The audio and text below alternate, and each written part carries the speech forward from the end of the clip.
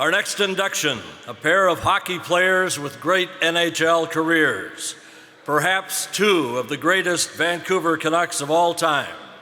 Drafted by Brian Burke in 1999, these twin brothers from Sweden dominated the NHL over a course of 17-year career in Vancouver. It was a real pleasure to watch them, get to know them. Please now turn your attention to the monitors for this video presentation.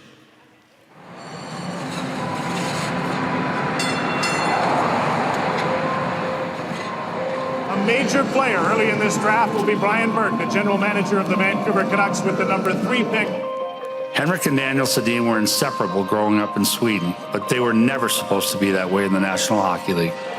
Two of the top-rated prospects on the planet in 1999, even the Sedins figured their time as line mates was over.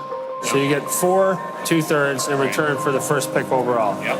Okay? Yep. You got my word, so Jay's heard it. We're not taking anyone but twins, and he promised me he's taking Stefan. But a flurry of draft day trades allowed the Vancouver Canucks to select the Twins' 2nd and 3rd overall. The Vancouver Canucks are very proud to select Daniel and Henrik Sedin. Was it as big a deal to you two as it seemed to everyone else, the fact that you had to play together, or would you have been fine to be on different teams? You know, we were best friends and we played on the same line for 6 or 7 years, so that's what we wanted. You guys sitting in the right order? Daniel's on the left? No? Even as the Twins struggled to establish themselves in the NHL, it was obvious the Sedin's game was unique. Henrik Sedin, center, and Daniel scores! Daniel Sedin's first National Hockey League goal! They were all about puck possession long before the rest of the league caught on to that value. Henrik Sedin to Daniel, he scores! Great goal, Daniel Sedin from Henrik Sedin in overtime. What allowed the Sedins to succeed was something a lot of people still don't understand: their toughness. Night after night, they faced teams that would, try to be physical, punch them in the face, and try to get them off their game. And they had to keep playing, and they still produced under those circumstances. Set aside for a moment their physical toughness and durability. Think about the Sedins' mental toughness, their emotional toughness. All great players get booed, but name 2 other elite players who have been criticized, even ridiculed, as much as the Sedins were. Unfortunately, when a narrative gets started, people want to pile on, sisters, not tough enough, all those sorts of things, just completely unfair. Look at this down the corner. Daniel Sedin and Clark Wilm. The Sedins were too soft, too passive, too slow, too weak, too Swedish. They were easy to pick on, I guess, a little bit because they were Swedish, a little bit because they were fair-haired twins. Mostly, they were too identical. I'm not proud to say this, but it took me 3.5 years to tell them apart. For 3.5 years, every time they'd walk into the bus, whoever it was, I'd say, "How you doing, Danny?" And I'd get the nod or I'd get the... As with the abuse they absorbed on the ice, the Sedins never complained. The criticism made them stronger, more determined, even better leaders in a dressing room where they have dictated the standard for commitment and professionalism for more than a decade. The Twins took over, but they took over just by being themselves. Best example as far as, coming to camp and being in great shape. Best example, before and after practice about working out. Every year in training camp, they were the number 1, number 2 in fitness. Even in their 30s, they were still the fastest on the bike, shuttle runs, pull-ups, bench press. They were always number 1 and 2 on the team. That fierce fortitude was as important as their skill, as Danny and Hank amassed more than 2,600 games and 2,100 points entirely for the Canucks. Daniel centers, Henrik Deeks scores! 1,000 points in the NHL, and he's done it against the man from whom he received the captaincy, and they have a quick embrace. I thought it was appropriate, to congratulate him. Not just, on that goal specifically, but more of, his whole journey up to that point and the years that we spent together. Daniel Sedin will have it. He scores! Slap pass score! Daniel from Henrik. Oh, what a goal! Henrik Sedin, the hat trick! Daniel Sedin. Spinorama score! Daniel Sedin, what a And they did all this while possessing something else a lot of people couldn't see: goodness, decency, selflessness.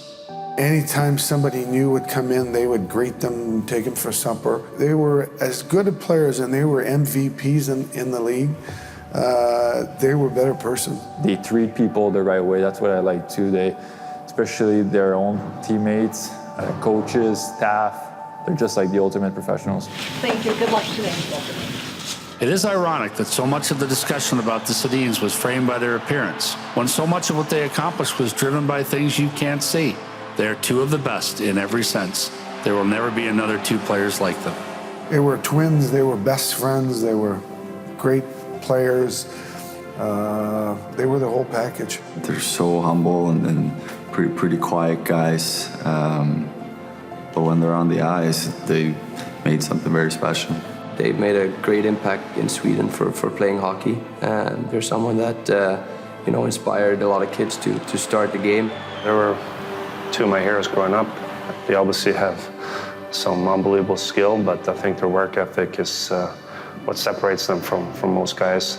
I think those two now realize the amount of respect that us players have for them. That's the only thing that matters. The respect's always been there. It'll always be given to them, and that's what makes them Hall of Famers.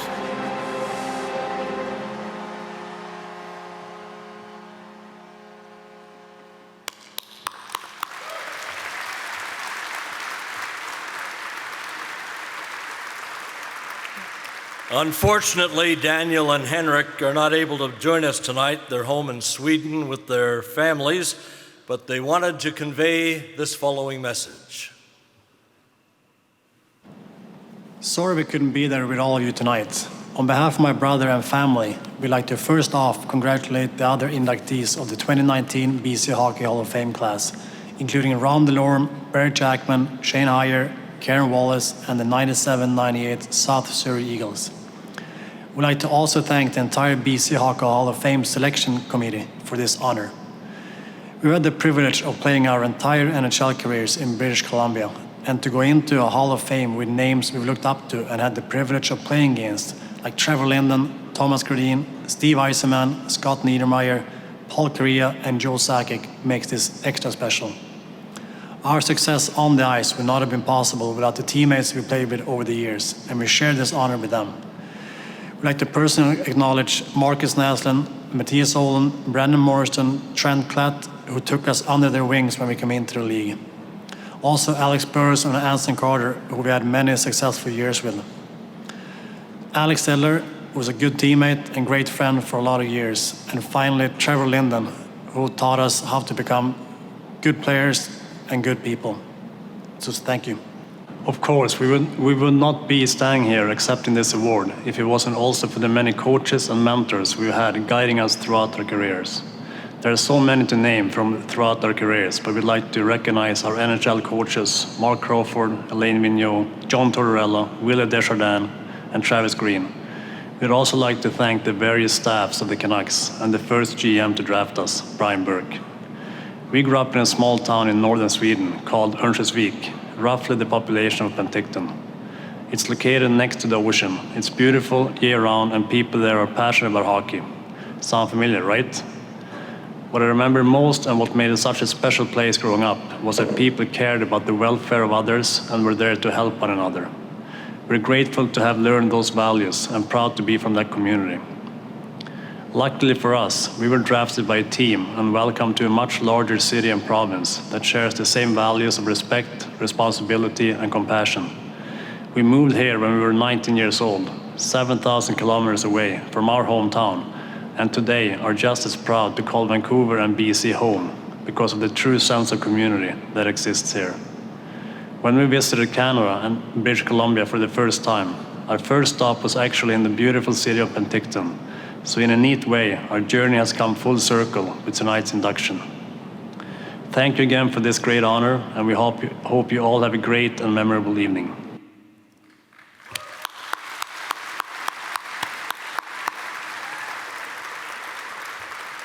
There they are, Daniel and Henrik. You talk about two classy and talented individuals.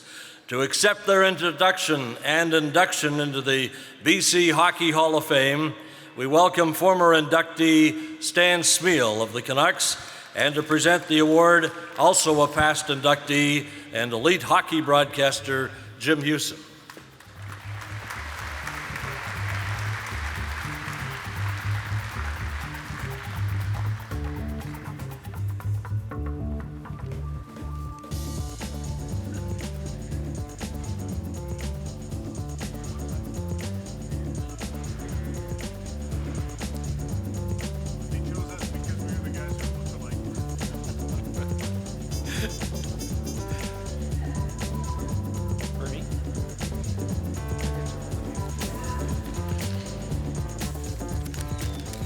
Well, twins we're not, Jim.